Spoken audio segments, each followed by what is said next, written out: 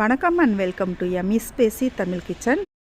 கலர்ஃபுல்லாக செம்ம டேஸ்டியாக ஹெல்த்தியாக ஒரு பொரியல் ரொம்ப சீக்கிரமாக 5 நிமிஷத்துக்குள்ளே பண்ணணும் அப்படின்னு சொன்னால் இந்த பீன்ஸ் பொரியல் பண்ணலாங்க. ரொம்பவே டேஸ்டியாக இருக்கும்.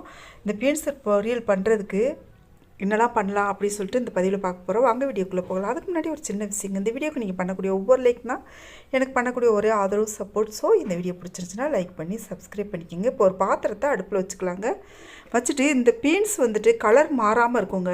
நம்ம சமைச்சு முடிக்கிறது வரைக்குமே கலர் மாறாமல் இருக்கும். இந்த ட்ரிக் நீங்கள் பயன்படுத்துனீங்க அப்படின்னு சொன்னால் அதை கட் பண்ணிவிட்டு ஒரு மணி நேரத்துக்கு வந்து ஃப்ரீசரில் வச்சு எடுத்துட்டிங்கன்னா லாஸ்ட் வரைக்கும் அந்த கலர் வந்து மாற நல்ல க்ரீன் கலராக இருக்கும்.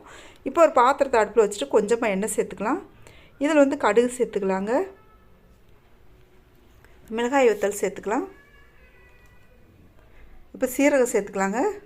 இதெல்லாம் நல்லா பொரிஞ்சு வரட்டும். பொரிஞ்சு வந்தோடனே ஒரு 1/4 டம்ளர் அளவுக்கு தண்ணி சேர்த்துக்கலாம். இப்போ நான் வந்துட்டு ஒரு 200 கிராம் அளவுக்கு பீன்ஸ் கட் பண்ணி எடுத்துருக்கேன், இதில் சேர்க்க போகிறேன். இப்போ இந்த பீன்ஸையும் நம்ம எடுத்து சேர்த்துக்கலாங்க. நீங்கள் வேணால் பாருங்கள், ஆச்சரியப்பட்டு போவீங்க. லாஸ்ட் வரைக்கும் இந்த கலர் வந்து அப்படியே இருக்குங்க. இது வந்துட்டு அனைத்து வகையான குழம்புகளுக்கும் சரி, சைடிஷாக பயன்படுத்தலாம். சப்பாத்திக்கு ரோல் பண்ணி சாப்பிட்லாம், அவ்வளோ சூப்பராக இருக்குங்க. இப்போ வந்து உப்பு சேர்த்துக்கலாம். உப்பு கொஞ்சமாக சேர்க்கணுங்க.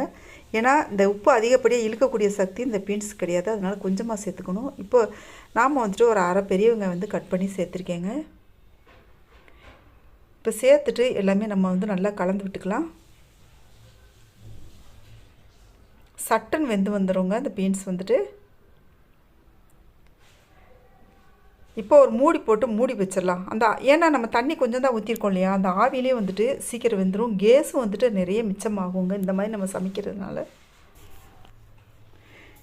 இப்போ என்ன செய்ய போகிறோம் அப்படின்னு சொன்னால், உங்களுக்கு தேவை அப்படின்னு சொன்னால் மஞ்சள் பொடி சேர்த்துக்கோங்க. இல்லை வேண்டாம் எங்களுக்கு இந்த க்ரீன் கலர்லேயே நாங்கள் சாப்பிட்டுக்குறோம் அப்படின்னு சொன்னால் மஞ்சள் பொடி வேண்டாங்க. நான் வந்துட்டு கொஞ்சம் மஞ்சள் பொடி சேர்த்துக்க போகிறேன், ஒரு 1/4 ஸ்பூன் அளவுக்கு தான், அதிகமாகலாம் வேண்டாம். இப்போ திருப்பியுமே நான் வந்துட்டு மூடி வச்சுருக்கேங்க. இப்போ கிளறி விட்டோம் இல்லையா, அந்த கீழே இருக்கிறது மேலே இருக்கெல்லாம் வந்து வெந்து வந்தணுங்கிறதுக்காக இப்போ நான் வீடியோவில் காட்டலை. ஆனால் வந்துட்டு ஒரு 1/4 ஸ்பூன் அளவுக்கு மஞ்சள் பொடி சேர்த்தாச்சு. சேர்த்துட்டு நல்லா கலந்து விட்டாச்சுங்க.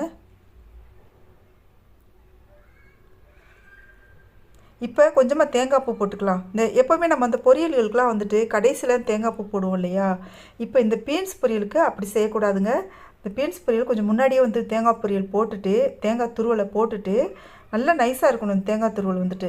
இவ்வளோ தாங்க, செம்ம டேஸ்டியான கலர்ஃபுல்லான ஹெல்த்தியான பொரியல் ரெடி ஆயிடுச்சு. வீடியோ பிடிச்சிருந்தா லைக் பண்ணி சப்ஸ்கிரைப் பண்ணிக்கோங்க.